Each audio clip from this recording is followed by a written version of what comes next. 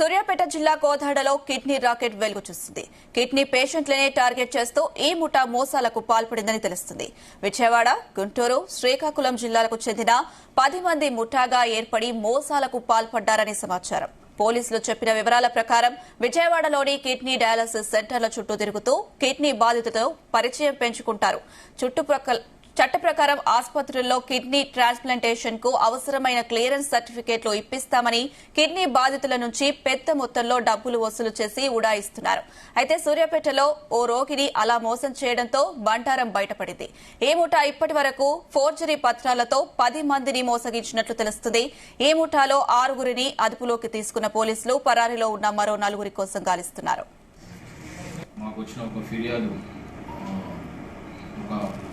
మనిషి కోదాడ పట్టణాన్ని పరిధికి చెందిన ఒక వ్యక్తి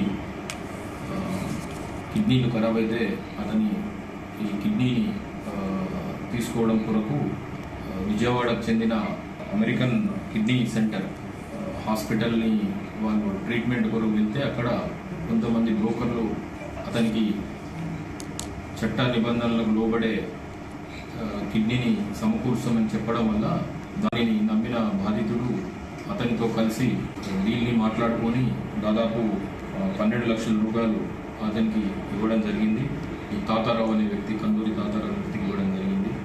అయితే ఈ బాధితుడిని కూడా చట్టంలో నిబంధనలు ఇవన్నీ తెలియకపోవడం వల్ల అతన్ని డార్క్లో పెట్టి అతనికి ఏం తెలియకుండా ఈ తాతారావు కొండెం రమాదేవి అనే ఒక లేడీ సహకారం తీసుకుని ఈ మానవ అవయవాలు టిష్యూల యొక్క ట్రాన్స్ప్లాంటేషన్ చట్టంలోని కొన్ని నిబంధనలను ఆసరాగా చేసుకుని ఫోర్జ్డ్ డాక్యుమెంట్లను క్రియేట్ చేయడం జరిగింది. ఆ ఫోర్జ్డ్ డాక్యుమెంట్లు అంటే కిడ్నీ ఇచ్చే వ్యక్తి తీసుకునే వ్యక్తికి రక్త సంబంధికుడుగా ఐడి ప్రూఫ్లు కానీ అదేవిధంగా దానికి కావాల్సిన చట్టపరమైన డాక్యుమెంట్లు, ఇతర డాక్యుమెంట్లు, అధికారుల డాక్యుమెంట్లు కానీ, స్టాంపులు కానీ, సిగ్నేచర్లు కానీ ఇవన్నీ కూడా ఫోర్జ్డ్ డాక్యుమెంట్లని ఈ రమాదేవి సహకారంతో తయారు చేసి వాటిని ఈ హాస్పిటల్లో పనిచేసే సిబ్బందిని వాళ్ళని కూడా ఇందులో సహకారం తీసుకొని ఆ హాస్పిటల్కి సబ్మిట్ చేసి ఈ కిడ్నీ ట్రాన్స్ప్లాంటేషన్ చేయడం జరిగింది.